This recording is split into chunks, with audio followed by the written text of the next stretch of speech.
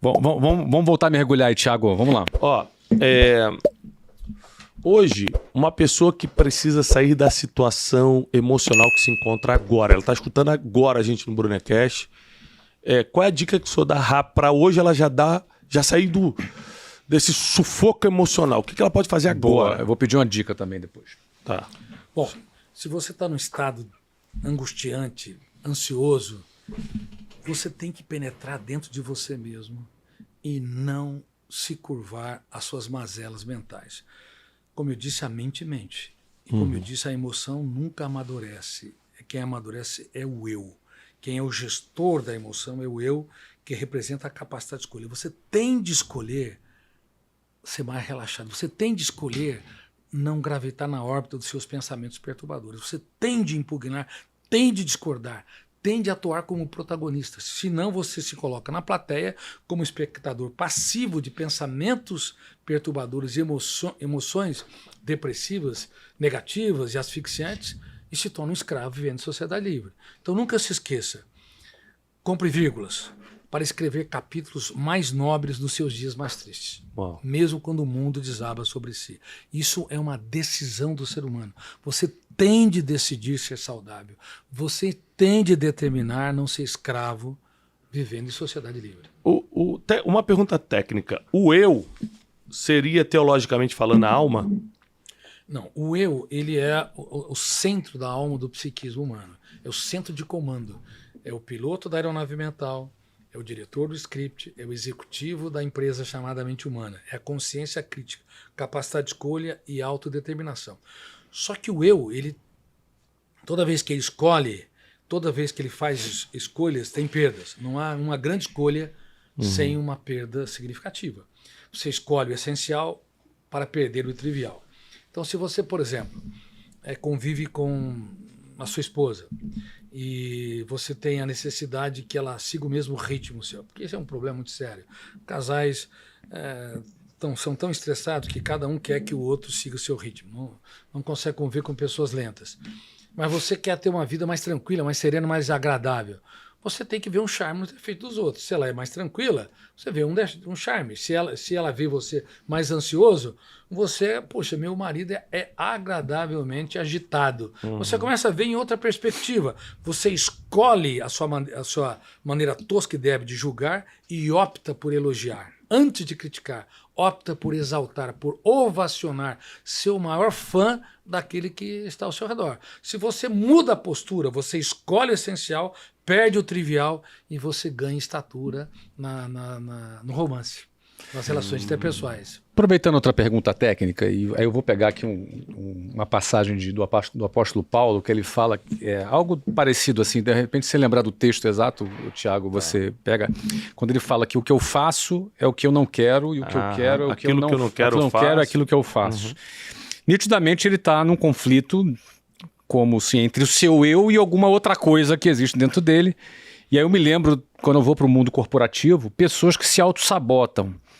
Pessoas com muito potencial, com uma capacidade muito grande, mas elas têm um comportamento que elas se auto-sabotam e fracassam por essa auto-sabotagem. Então, quando eu lembro desse comportamento, até muito comum, de pessoas que se auto-sabotam, e lembro desse texto de Paulo, quando ele fala o que eu faço é o que eu não quero, o que eu quero é o que eu não faço.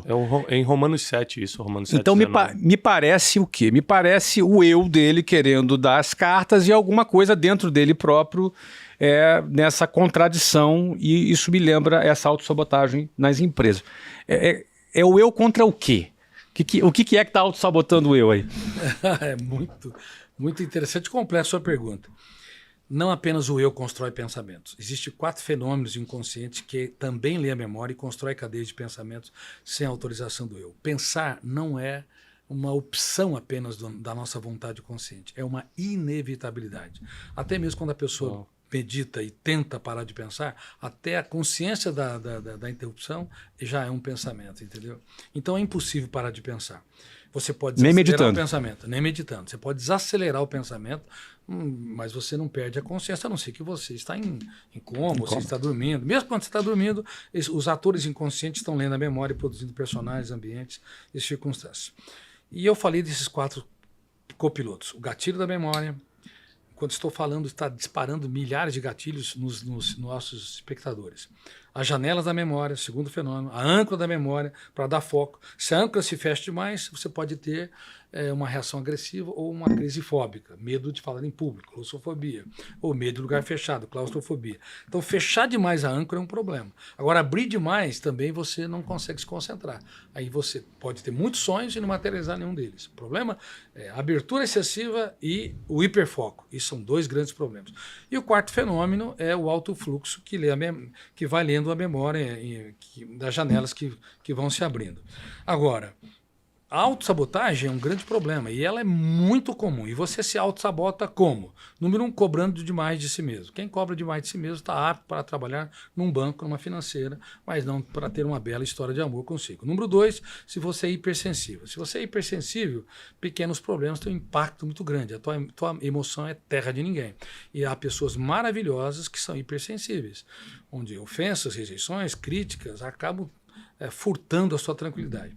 Uma outra coisa que gera autossabotagem é eu colocar altos níveis de exigência.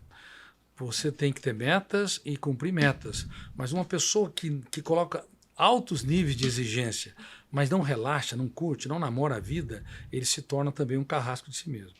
E uma outra coisa importante é que nós devemos aprender todos os dias a ter um caso de amor com a nossa saúde mental. Nós temos que aprender a dar descontos para nós mesmos, para as pessoas ao redor. Vive uma vida mais leve, mais tranquila, porque não é a pessoa que pensa mais, que atira mais, que é mais rápida, que é a pessoa mais eficiente. E mesmo se ela for eficiente, ela acaba esgotando o seu cérebro de maneira tão grande que ela acorda cansada. Mas como? Eu não fiz nenhum exercício físico que justifique. Estou esgotado. Claro, pensa demais, rouba energia do cérebro. Consequentemente, ele está mais esgotado do que 10 trabalhadores braçais, porque o sono de 8 horas não é reparador. Então temos que tomar muito cuidado, porque a autossabotagem é extremamente comum e as pessoas mais eficientes costumam ser aquelas que mais se autossabotam. Uma coisa interessante. O senhor começou falando no início desse podcast que gestão das emoções é treinamento. Que, por exemplo, Jesus não fez um milagre para os discípulos melhorarem como pessoas. Ele treinou essas pessoas por 3 anos e meio. Me parece que a gestão da emoção é uma das habilidades mais importantes para o ser humano viver nessa terra. Se é uma das habilidades, se não for a maior habilidade que o ser humano precisa ter para viver nessa terra, por que na escola a gente aprende sobre hipotenusa, fotossíntese, tabela periódica, coisas MMC, coisas que a gente nunca vai usar na vida, e uma habilidade como essa, que é questão de sobrevivência, as escolas não ensinam para os nossos filhos? Pois é, por isso que eu tenho falado. E às vezes atrapalham. Ainda atrapalham. As escolas básicas, fundamental, médio, as universidades. Eu sou professor do programa de mestrado e doutorado da USP. Então, tem alunos mestrando e doutorando de medicina, de odonto, de engenharia, biologia. Eles nunca ouviram falar nisso. Cada vez que eu abordo com eles, eles ficam espantados. Mas, doutor Cury, é uma terapia. Cada vez... Quando você fala sobre a construção de pensamento, eu gerindo a nossa mente, a emoção não pode ter um cartão de crédito ilimitado, senão ela compra aquilo que não nos pertence. A mente mente e os fenômenos do inconsciente. Todos os alunos deveriam aprender isso, inclusive no início da faculdade. Não aprendem, e não aprendem mesmo. Porque a educação mundial se tornou cartesiana. Ela, durante os séculos, ela nos levou a conhecer do pequeno átomo ao imenso espaço, mas não conhecer o planeta mente.